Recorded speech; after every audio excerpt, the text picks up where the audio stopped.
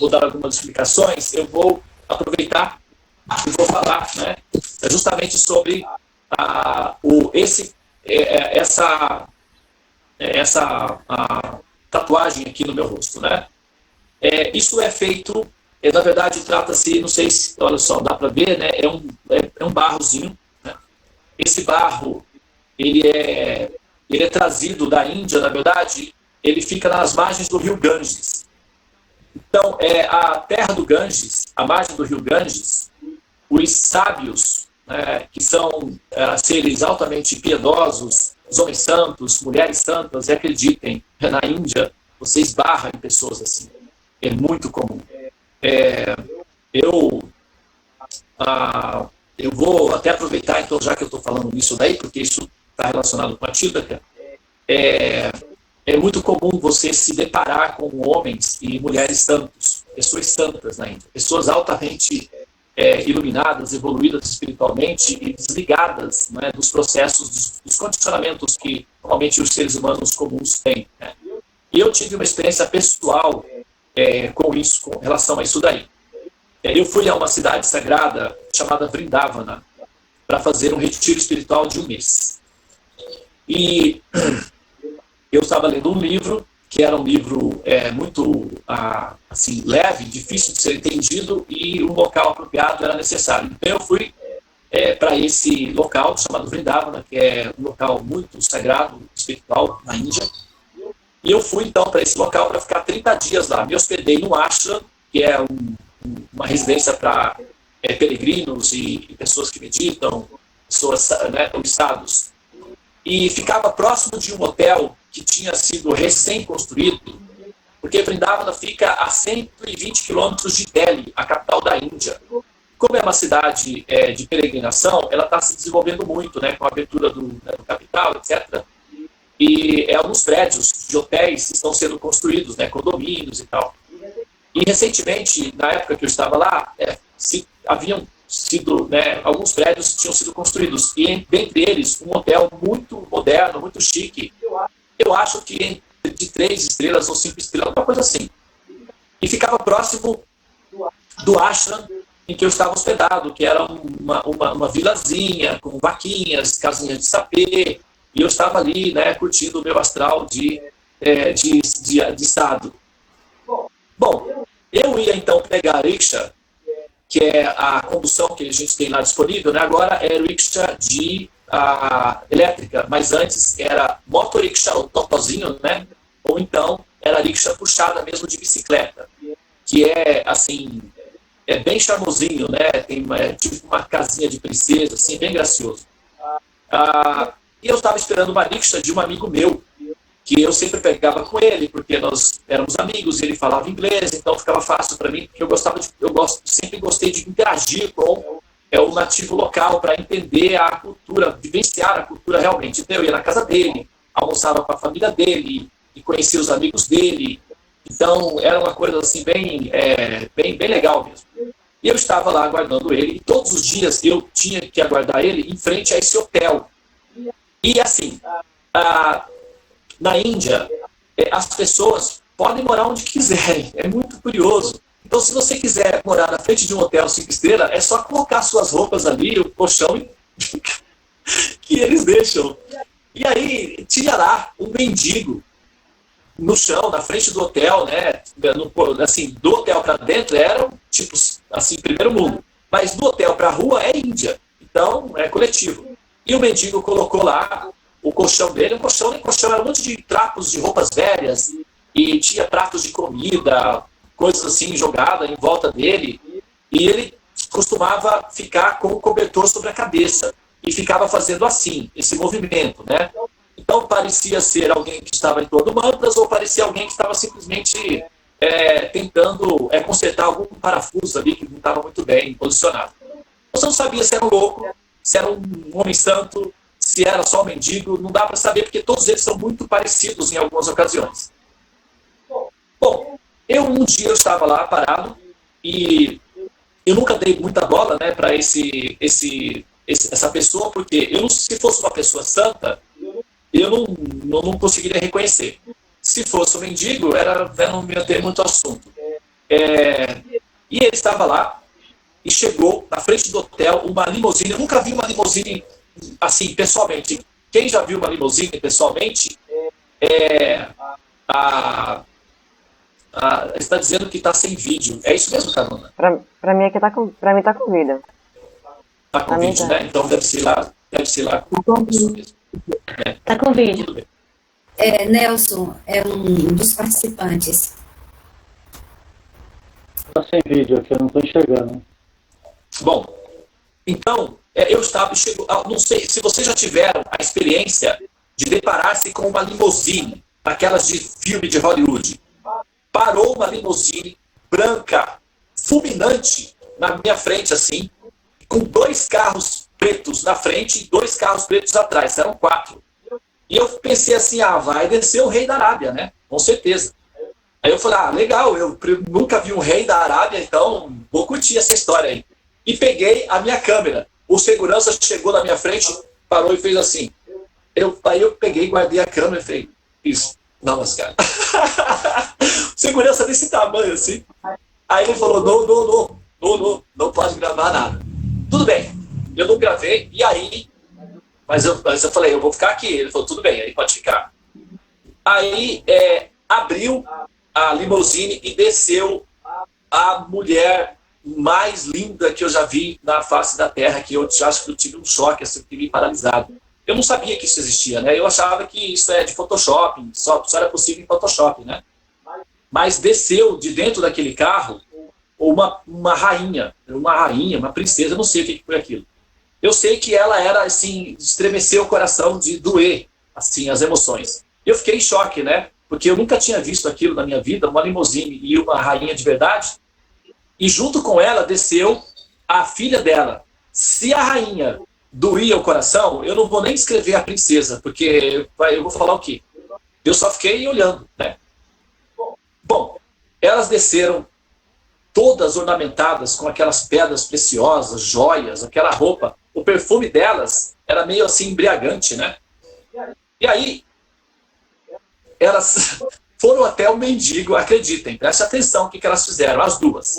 Foram até o mendigo, o segurança colocou um tapete no chão, uma esteirinha dessa de bambu mesmo, bambu não, de palha, com fios dourados ao redor, estendeu, aí ela tirou o sapato, o segurança, que na verdade tinha um sacerdote junto, o sacerdote veio assim, espingou água na esteira para ela tiraram os sapatos, ajoelharam na esteira, prestaram reverência e tocaram nos pés do mendigo e se benzeram, né? Fizeram assim, tocaram nos pés do mendigo e se benzeram, se benzeram, né? A palavra é essa.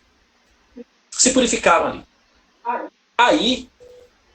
Aí já não é normal, já a coisa toda já está meio alucinante. Isso daí ainda, o mendigo tirou o capuz dele lá, o lençol dele, e fez o mudra, né, da paz, da bênção, e fez assim, falou alguns mantras, e depois fez assim para elas, ó, Shalom. Shalom significa pode ir embora, vai. E eles fazem assim, os indianos, ele está balançando, está atrapalhando. Os indianos são engraçados porque isso não é grosseria, é o jeito deles. Eles, tchau, significa tchau. Ele terminou de dar as bênçãos para aquelas duas divindades e fez assim, tchau. Só fez isso, tchau. E depois se cobriu novamente. E elas ficaram lá, as duas lá, e uma delas, que era a mais velha, chorou. E depois ela fez assim com o movimento, o segurança entregou para ela um envelope. Ela pegou o envelope, tocou na testa, tocou no coração e colocou aos pés do mendigo. E fez reverências, entrou na limusine e foi embora. E o envelope ficou lá no chão do mendigo, no pé do mendigo.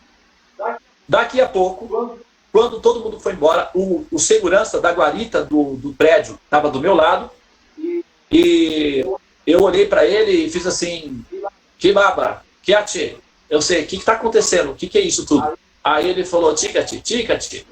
Ele foi lá, pegou o envelope e colocou, e puxou a roupa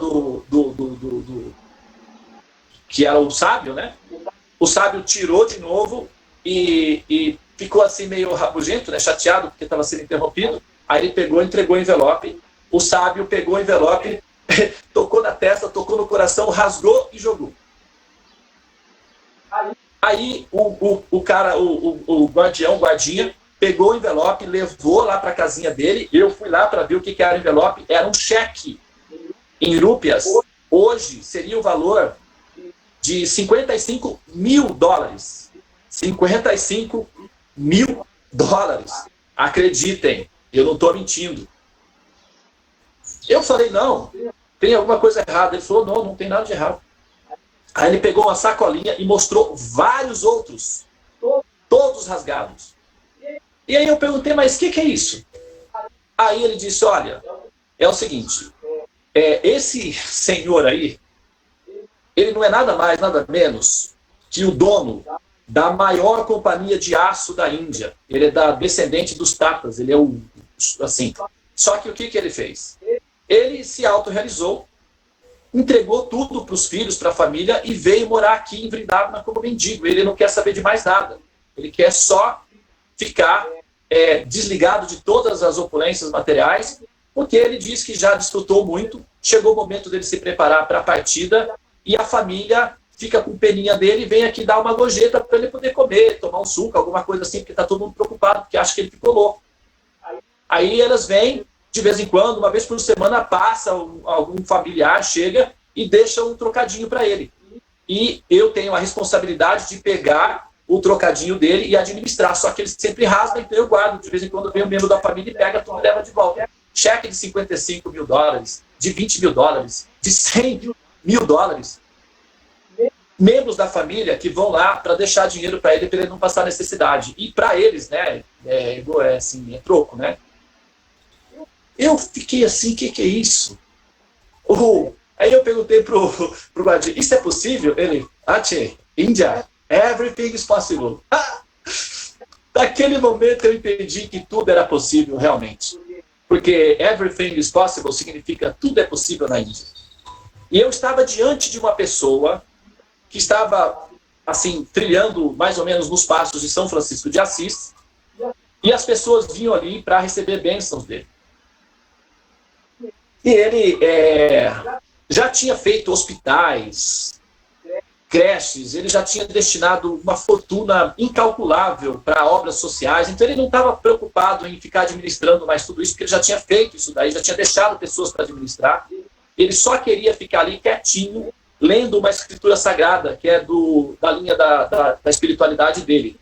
E para afastar as pessoas de ficarem perturbando ele deixava tudo sujo para parecer um mendigo, para não ser perturbado com pessoas que ficam lá querendo pedir dinheiro, doação, assim, tirar o samadhi dele. E ele também não quis ir para nenhum ashram, porque ele indo para um ashram, as pessoas vão querer que a atenção dele para reestruturar o ashram, para cuidar das coisas. Ele simplesmente tinha delegado todas as funções, todos os dinheiros dele, e ele só queria ficar lendo uma escritura sagrada e se preparando para transcender a existência da ilusão material. É muito comum pessoas assim na Índia. Siddhartha Gautama, o Buda, ele era um príncipe. Não sei se vocês se lembram disso. Existem muitos casos assim na Índia, é muito comum.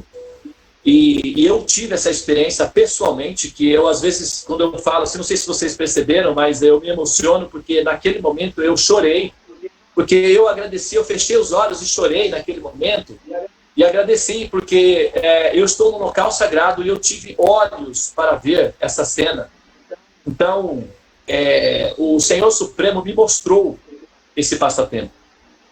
E eu pude participar desse evento. Então isso entrou no meu coração e eu fiquei encantado, né, com o resultado que é a consciência védica, a cultura védica, né? Quando a gente vê que no Ocidente é muito comum as pessoas, quando ficam mais velhas, mais assustadas e mais apegadas às propriedades, elas ficam ao ponto de criar problemas entre os membros familiares que ficam desejando que elas saiam para que elas possam ter acesso às propriedades, às coisas, criando um distúrbio emocional no grupo. É muito comum na Índia que as pessoas abastadas, ao chegarem numa idade, já entrega todos os bens para os familiares e vão para um ashram, ou transformam a própria casa num ashram para fazer o retiro de uma forma digna e de uma forma superior. A saída deve ser digna de alguém que tem conhecimento. E é muito comum pessoas assim. E essas pessoas, sábios, pessoas altamente evoluídas, iluminadas, costumam ir ao rio Ganges, banharem-se e oferecerem orações para o bem-estar da humanidade, porque eles são altruístas. Eles já estão iluminados, então quando eles vão fazer as orações deles, não é para o benefício deles, é para o benefício da humanidade. E esse é o fechamento da tese da evolução, que o ser desperta a compaixão e ele então passa a se preocupar com a humanidade como se fosse uma responsabilidade dele. Então, a terra que fica na margem do rio Ganges fica toda registrada com essa consciência evoluída, com essa consciência elevada, com essa piedade produzida pela compaixão dos homens e mulheres santas. Né? E com isso, essa terra fica totalmente sagrada. Nós então vamos lá, coletamos essa terra, que é a argila na margem do rio Ganges. Ela é então processada, não é?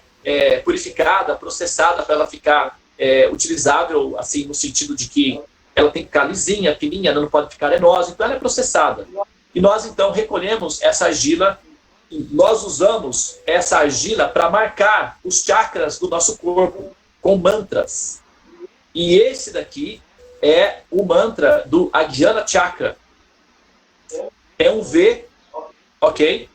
E esse V é de Vishnu. Vishnu significa a verdade absoluta. Então, o Ajnana Chakra, que é conhecido como o terceiro olho, nós vamos falar sobre ele depois. A gente está no segundo chakra, né? A gente vai chegar lá no sétimo, que é o Ajnana Chakra. Então, esse chakra, ele é o terceiro olho, é a nossa capacidade de enxergar aquilo que nós estamos fazendo e o sentido objetivo da existência. Então, nós pegamos esse barro sagrado e aplicamos na nossa testa, que é a referência do terceiro olho, e nós aplicamos o mantra de Vishnu, que significa a verdade absoluta. Então, nesse momento, nós estamos predispondo, ou seja, disponibilizando a nossa inteligência para assimilar os drivers funcionais que permitem com que o nosso processador se harmonize com o sentido objetivo do universo e a meta da vida humana seja alcançada, ou seja, a autorrealização. E para isso é necessário compreender a verdade absoluta. E para compreender a verdade absoluta é preciso ter uma inteligência suprema. E como que se consegue isso? Na associação com aqueles que já possuíram ou alcançaram essa inteligência suprema. Ouvindo-os, apreciando-os e, eventualmente, tocando o próprio corpo com a poeira sagrada que tocou o corpo desses homens e mulheres santas, porque essa poeira sagrada está impregnada de uma configuração que desperta a nossa inteligência e descalcifica a nossa glândula pineal, que é a nossa nanotecnologia, aí, que é a nossa bolinha de cristal, que é um armazenador de dados super potente, que nós precisamos aprender a utilizar. Né? Então, isso tudo faz parte do método que é o processo do autoconhecimento. Então, sempre pela manhã, eu acordo, me banho, né? Uso roupas limpas, porque como nós vamos entrar na sala do templo, e a sala do templo é um local sagrado, onde as divindades estão predispostas a oferecer a sua benevolência, apresentar-se perante as divindades da maneira apropriada indica atenção. E atenção significa amor. Aqueles que fazem o que fazem com amor costumam superar a dor. E isso é, assim, o procedimento que deve ser adotado na medida em que a pessoa, então, vai conseguindo, né, evoluir e entender aquilo que se está fazendo. Agora, essa folhinha aqui abaixo, porque esse daqui é o V de Vishnu, que significa o Vaishnava. Assim como tem o filósofo, que é aquele que ama o conhecimento, Philo, não é? Sofia, que significa o amante da sabedoria, também nós temos o Vaishnava, que significa o amante da verdade absoluta. Vaishnava significa o amante da verdade, assim como o filósofo quer dizer o amante da sabedoria. A sabedoria que não chega a entender a verdade, é uma sabedoria incompleta. Portanto, os Vaishnavas, de certa forma, estão almejando um objetivo um pouco mais completo, que é a sabedoria, que é quando a sabedoria se transforma em conhecimento da verdade, e a verdade absoluta é a suprema personalidade de Deus, e para isso é preciso de uma inteligência apropriada, ou então de ouvir as pessoas apropriadas para compreender o assunto. Aqui é uma folhinha, e essa folhinha representa a devoção.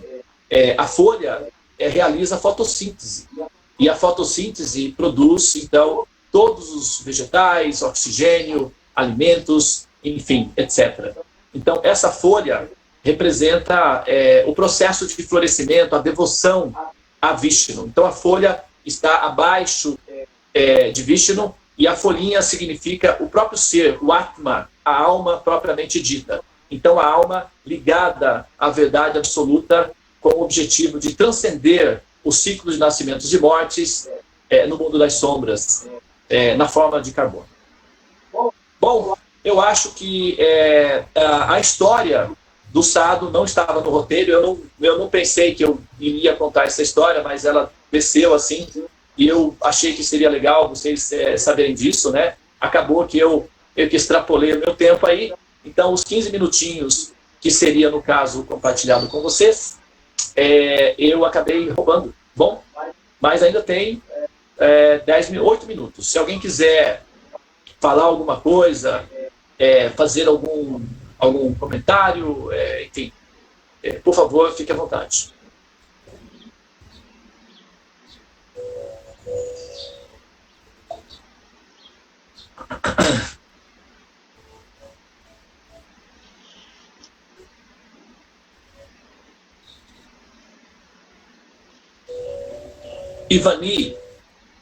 Ivani Mota, minha querida amiga, bom dia, querida.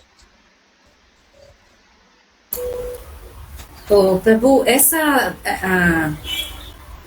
a Tilika, ela só vem da Índia, ela é produzida lá e encomenda para vir aqui para o Brasil? Como é o processo de aquisição? Pois é o Ganges, né? É o rio Ganges. E sábios se banham no rio Ganges. Então, essa Tilaka, esse barrinho, realmente é um produto exclusivo, da Índia. Não tem em outro lugar. Não tem. É a Índia mesmo.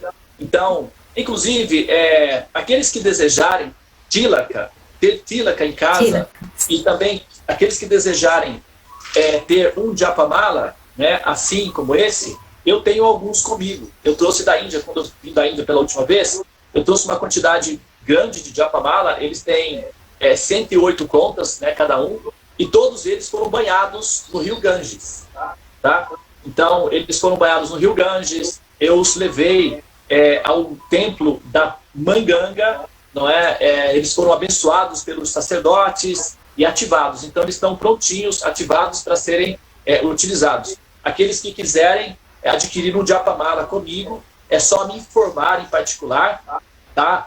Um Japamala, assim, aí não está incluído, né, a entrega, o processo de mandar pelo correio. Normalmente eu mando por PAC, que é mais em conta, mas entre o correio, que aí não sei, depende do lugar, né, para onde vai, mas o valor do Japamala é R$54, tá? E aí tem a taxinha do correio. Aqueles que desejarem adquirir o Japamala podem falar diretamente comigo, inbox, que eu providencio para que você receba aí na sua casa o Japamala. E também Tilaka, mas a Tilaka eu não tenho muito, então assim, bem pouquinho mesmo, para que você possa ter um pouquinho para ocasiões especiais, tá? E você pode utilizar, caso você queira também, né?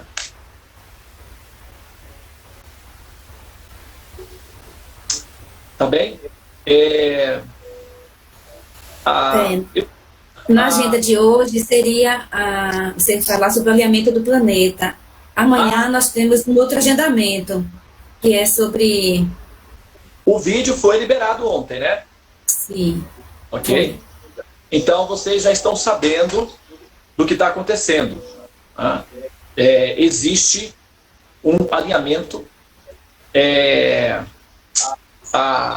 muito raro, muito raro. Ele só acontece a cada 250 anos. Normalmente quando ocorre esse alinhamento, assim, eventos auspiciosíssimos se manifestam. Sabe aquele ditado, depois da tempestade vem a bonança? Não é? Esse é o momento. Nós passamos por uma tempestade quando entrou 2020, Rahu. 2 e 2 é 4, Rahu. Aqueles que já fizeram o mapa comigo sabem do que eu estou falando, né? Rahu é o eclipse, é a fumaça, a escuridão, é a confusão, os sofrimentos, medos, problemas, doenças, né? Tudo isso que nós vivemos em 2020, que é representado, regido pelo planeta Rahu, está saindo agora, em novembro, né? Ele está saindo, e na medida em que ele já está saindo, está entrando, então, o período que é o alinhamento planetário. E esse alinhamento planetário é o equivalente da bonança. Depois da tempestade vem a bonança. Então é um momento extremamente auspicioso para a realização de concretização de objetivos ou estabelecer novos objetivos, porque a semente que é plantada nesse momento vai durar um mês, abril, no domingo, até a gente ficou bem curioso, né, porque no domingo, enquanto nós estávamos conversando aqui, falando, o evento estava se dando já no céu. Então assim que fechou aqui, eu estava mais ou menos atento, né, acho que eu até comentei isso daí, só que eu não estava 100% seguro da data, porque as datas são voláteis, elas mudam em si. E um amigo meu, que é um astrólogo, que é o meu mestre na astrologia, ele então mandou a informação, as configurações já foram analisadas e o evento está acontecendo agora a partir das 10h30 da manhã. Então é o momento. Nós até no domingo pela manhã a gente estava conversando e foi assim, tipo, meio que um tsunami, não é? De downloads que foram feitos e nós ficamos assim, extasiados, ficamos umas 3 horas conversando intensamente, de forma encantadora, sobre temas complexos, e a mente estava super lúcida, como se os assuntos fossem naturais e comuns, e eram assuntos extremamente paradoxais, e a nossa inteligência estava muito veloz, né? Como se a internet tivesse assim, fibra ótica fulminante. E até a Tula se até brincou e falou assim, o Prabhudevananda se empolgou hoje, né? Tá todo mundo empolgado, teve muita gente conversando, interagindo e tal, e eu achei que fosse pela questão do Ekadasi em si, mas nós já tivemos muitos Ekadasis antes e não tinha dado esse efeito, né, Tula? Assim. E no domingo deu um efeito alterado, e era devido ao fato desse alinhamento planetário. E como a minha mente está configurada com os criptogramas, que são os planetas, não é? As configurações do céu acabam afetando o meu processador de maneira mais sensível. E eu estava assim recebendo essa informação simultaneamente. Então, nós vamos providenciar aqui os eventos desse mês. Serão feitos 4 cerimônias de fogo, 4 cerimônias védicas, em muhurtas especiais, para colocar as 4 cerimônias de fogo nos 4 pontos cardeais da nossa sala do templo, e é a sala dos mantras. Então, a sala dos mantras vai ficar configurada em sintonia com o alinhamento planetário. É quando os planetas principais do zodíaco estão todos nas suas posições originais, eles estão benevolentes, oferecendo todo o seu potencial de bênçãos. Então é um momento para fazer pagamentos de dívidas kármicas, porque é como o pessoal tem aquelas promoções que o Serasa, você está devendo 10 mil, ele fecha por 1.000 e você vai lá e paga a conta e limpa o seu nome. Então esse é o momento de fazer balanços kármicos, pagamentos de dívidas com facilidades, e aproveitar para fazer empréstimos também, porque os empréstimos estão disponíveis e os bancos estão benevolentes, ou seja, o universo está predisposto a abrir créditos. Só que, claro, você tem que observar os protocolos. Então, a minha sugestão para aqueles que não são vegetarianos, que quiserem alinharem-se com essa bem-aventurança, observem uma dieta vegetariana. Se não for possível todos os dias, ao menos na segunda, na quinta e no sábado, 3 dias por semana, uma dieta vegetariana. Aproveitem para entrar na sala dos mantras, para receber essa configuração, porque o alinhamento ele vai ser as 4 cerimônias são como 4 âncoras que vão ser lançadas na direção do alinhamento. Então essas 4 âncoras são receptores de sinais. E a sala dos mantras vai ficar transbordando dessa configuração. Então aqueles que entrarem na sala dos mantras, e ao entrarem na sala dos mantras, estiverem com a mente e o corpo configurado de forma pacífica, ou seja, não tiverem violência registrada no corpo, vai conseguir créditos ou empréstimos com facilidades e numa quantidade muito maior. Então, adaptem-se aos conhecimentos védicos que estão pacíficos e evoluídos e vocês sentirão os benefícios disso.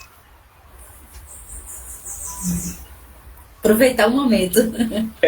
A sorte não foi lançada, a sorte caiu sobre as nossas cabeças. Então, quem tem ouvidos ouça, e quem tem olhos veja, e quem tem braços abrace a causa, porque é um momento realmente para aproveitar, hein?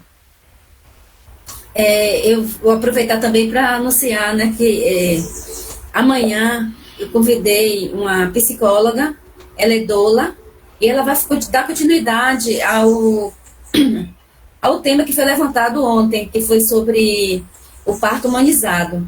Ela vai falar sobre o parto humanizado, tipos de partos humanizados, né, o tipo de partos, e o aleitamento, né, a influência do aleitamento, né, da mãe amamentar o filho, relacionado com o parto. Tá? Então, essa parte que nós estamos convidando algumas pessoas para falar sobre o parto, as questões ligadas ao útero, porque tudo isso daí está relacionado com o Swadhisthana Chakra, que rege sobre o útero feminino, que é o processo do florescimento da vida e tal, e como é que esse processo está se dando atualmente, e os efeitos que isso causa como impacto na saúde emocional e mental da geração atual, né? Então, a segunda-feira, a Pétala, que é a gestante de 36 semanas e vai passar pela experiência do parto humanizado, deu uma introdução ao assunto, e agora nós temos uma psicóloga que vai fechar o ciclo, e na quinta-feira, então, eu vou juntar essas peças, não é? A orientação da Pétala e a informação que a psicóloga vai dar. Vamos pegar essas duas pétalas, vamos pegar essas duas peças, vamos juntá-las e anexá-la ao Swadhisthana Chakra para ver o mosaico que isso nos mostra em relação a esse princípio, que é a série, né, conhecida como o Swadhisthana Chakra, ou o Chakra Sacral, como ele é conhecido aqui no Ocidente. Bem... O próprio ainda, desculpa. A minha filha, ela tentou, minha filha é médica, ela tentou parto humanizado, só que ela teve complicações. Aí, passei a informação para você, e eu falei com ela disse que na quinta-feira ela poderia falar um pouquinho sobre a experiência que ela teve. Eu acho que pode fechar, a depender do que Tarsila vai expor, talvez o depoimento dela pode fechar para... Toma uns 5 minutos, né, do tempo, não sei, é coisa rápida. Vamos deixar em aberto, sim. Vamos sim, por que não? Claro, vamos aproveitar a oportunidade, né? A sua filha, Arabi, ela é médica, né? Sim, ela é médica. Então, vamos aproveitar, né? Porque nós estamos num alinhamento aí, então vamos receber, né? Muito bem, queridos, chegou a hora, por falar em parto humanizado, chegou a hora do parto, a hora de partir. Mas o nosso parto é feliz, ele deixa saudades, né? Eu tenho que ficar aqui na sala, porque eu estou parindo, né? Eu tenho que ficar na sala para fechar a sala, tá?